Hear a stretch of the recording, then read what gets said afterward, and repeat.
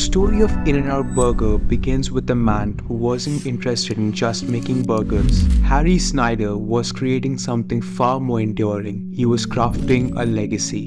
In the late 1940s, America stood on the brink of change. World War II had ended, and a new era of prosperity and opportunity had dawned. Soldiers returned home eager to embrace the American dream, a home, a family, and perhaps most emblematic of this new era, a car.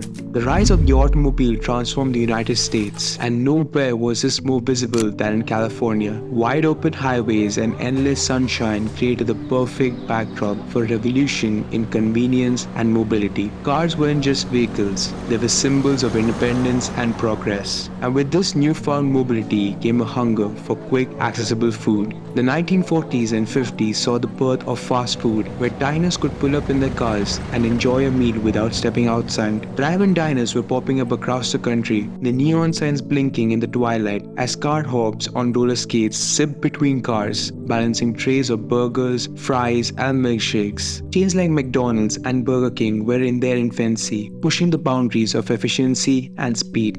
But amid this fast food frenzy, one man stood apart, quietly reshaping the industry with a focus not on speed but on quality. Harry Snyder.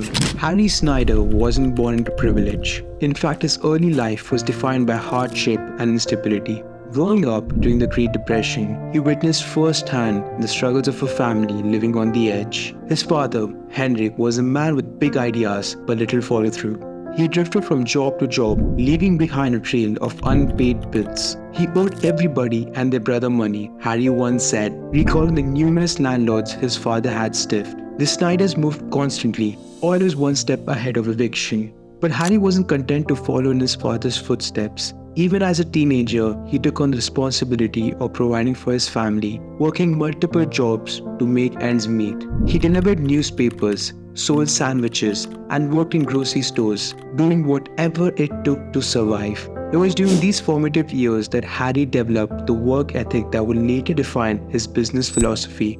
He wasn't a boy who dreamed of riches. He was a boy who learned the value of hard work and perseverance. By 1948, Harry was 34 years old and married to Esther, the love of his life.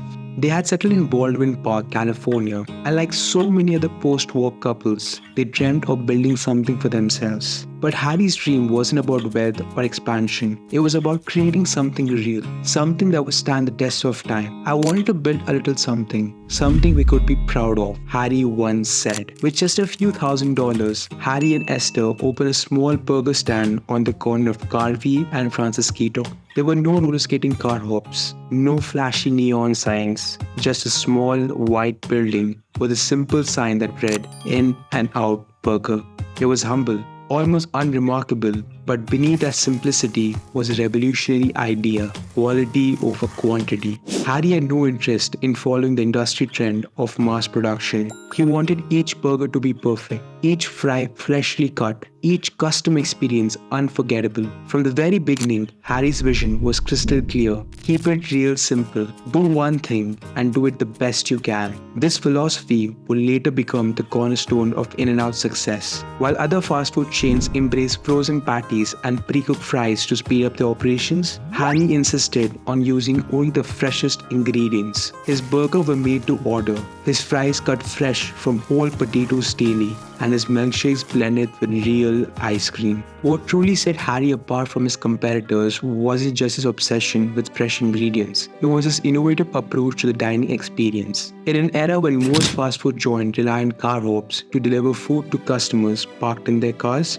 Harry sought to simplify and streamline the process. He invented a two-way speaker system, allowing customers to place their orders without leaving their cars. It was a small technological breakthrough, but one that would change the industry forever. It was so simple, Harry said, but it gave people what they wanted: quick service without leaving their car. This early iteration of the drive-thru was revolutionary for its time. It cut down on wait times, improved efficiency, and offered a level of convenience that other fast food chains wouldn't adopt for decades. McDonald's wouldn't introduce the drive-thru system until nearly 30 years later. But for Harry, It wasn't about convenience, it was about maintaining control. He was fanatical about the quality for his food. There were no heat lamps, no frozen patties, no shortcuts. He didn't want to sacrifice quality for speed, and he certainly didn't want to compromise his standards for the sake of expansion. As the 1950s and 60s rolled on,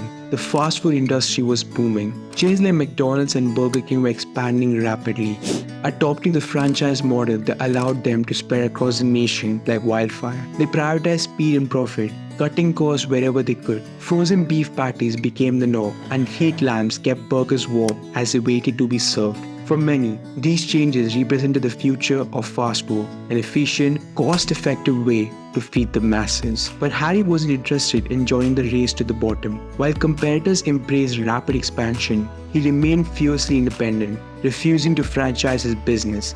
He kept his operations small and manageable, focusing on maintaining the highest possible standards. "If you franchise, you lose control," he said, "and I can't stand losing control of the quality." This uncompromising dedication to quality resonated with customers. By the 1970s, In-N-Out had developed a devoted following. Fans weren't just loyal, they were evangelical. Unlike competitors who spent millions on advertising campaigns and gimmicks, Harry relied solely on word of mouth to spread the news about his burgers. His customers did the marketing for him, and they did it with passion. When a new location opened, it was an event. Cars lined up around the block, with some die-hard fans camping out overnight just to be the first through the doors. In-N-Out wasn't a fast food chain, it was a cultural phenomenon, and Harry, ever the hands-on owner, would often sit in his living room across the street from the original Baldwin Park stand, watching as the lines formed. If the restaurant got too busy, he would run over and pitch in, grilling burgers and helping with his orders. That was Harry. One longtime associate recalled,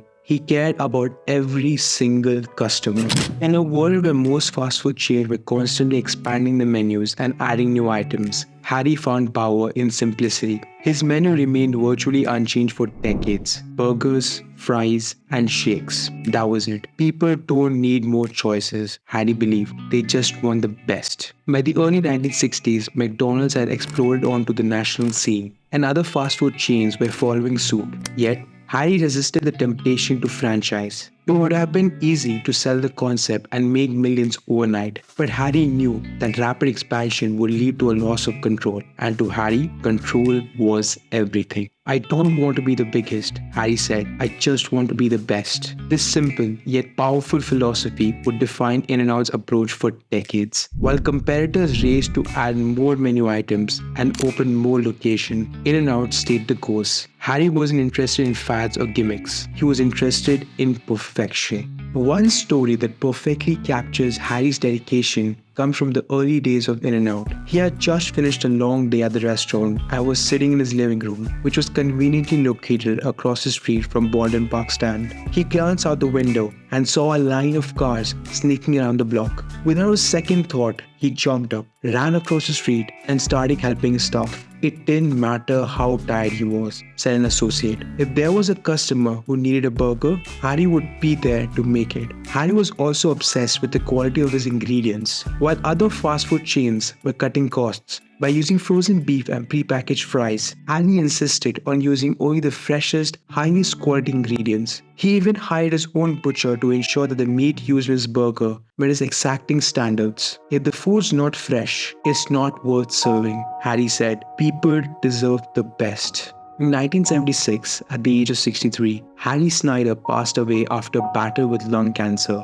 It was a devastating loss, not just for his family, but for the entire In-N-Out community. But Harry's legacy didn't die with him. His sons, Rich and Guy, took over the business, determined to carry on their father's vision. But tragedy struck the Snyder family once again in 1993, when Guy Snyder died in a plane crash. Rich took over as the company's president, but his tenure was short-lived. He died in a car accident just a few years later, leaving Esther, Harry's widow, to steer the company through these dark times. Despite the immense challenges, the Snyder family remained committed to Harry's vision. Esther ensured that In-N-Out stayed true to its core values, and in time, leadership passed to Harry's granddaughter, Lindsay Snyder. Like her grandfather, Lindsay faced enormous pressure to franchise the business and expand its reach, but she remained steadfast. In-N-Out isn't just a business, Lindsay once said, "It's my family's legacy, and I'm going to protect it." Under her leadership, In-N-Out has continued to thrive. Lindsay has modernized the company, introducing sustainability initiatives and improving employee benefits, but she has never compromised on the core principle that Harry established